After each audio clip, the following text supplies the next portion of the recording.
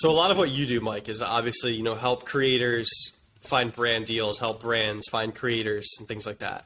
So thinking from the creator side, right? What is your, because obviously the way that you monetize is you've built a business behind your TikTok, right? Now you do have brand deals in place, which adds, additional revenue to what you're doing, but the bulk of your income comes from the business that you've built behind your TikTok. So I'm curious what your thoughts are, because I know you work with a lot of creators.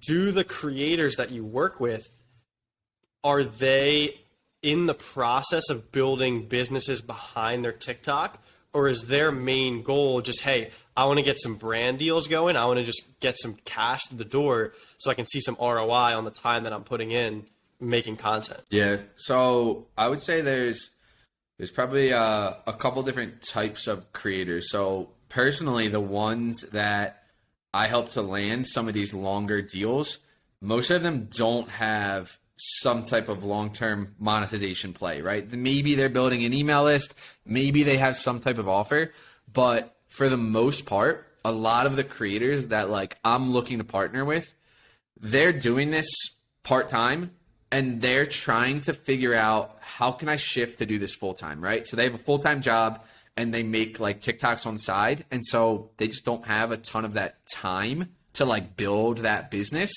And so the partnerships that I set up, I really see them as like a stepping stone, right? Because for me, that's not something that would ever be the end goal, right? The end goal for me isn't like, I'm going to make 30 videos for someone else. And like at the end of the day, like I'm like an employee for them, right? For some people though, that's perfect. Like that's the life that they want, right? Like I have a client in this space. They're looking for like travel content creators, right? And there's some people out there that they're like, dude, if I could make 5K a month making 30 videos and like I get to travel to like Costa Rica and like I get to go all these places and I can, report that as an expense, business expense, and like get paid to do that. Like that's like some people's dream, you know what I mean? So it's going to be a different case for everyone. But to answer your question, it's kind of a mix. Like there's some content creators who are like, that's what their focus is. It's all about building that business and using TikTok as a lead gen source.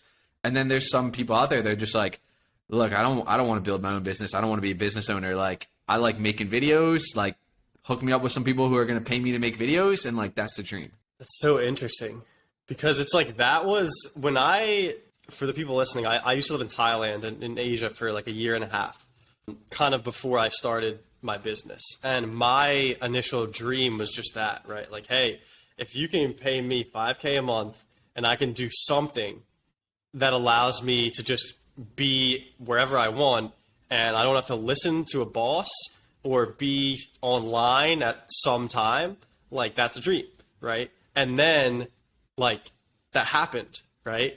And I was like, oh wow, like, this is it, right? And then my thought was immediately, how can I make this sustainable, right? Like, because there's always this kind of fight between, the fear-based and the abundance-based mindset. And it's like, hey, when that fear is there, it's like, all right, cool. Like we're making 6K. Oh, we're making 9K. All right, cool. Awesome. Things are going really well. And it's like, oh, all right, next month we only made 2K. Like, all right, shit, we gotta pull it together. Like, let's get something that's sustainable, right? And I think I spent, probably the better part of a year testing different offers, launching coaching programs, trying out different products, selling different types of things until I found one that hit. And it's like, oh, okay, now like the dream of the 5K, like now I have a clear vision of real scalability. And then that's when my mindset started to shift, right?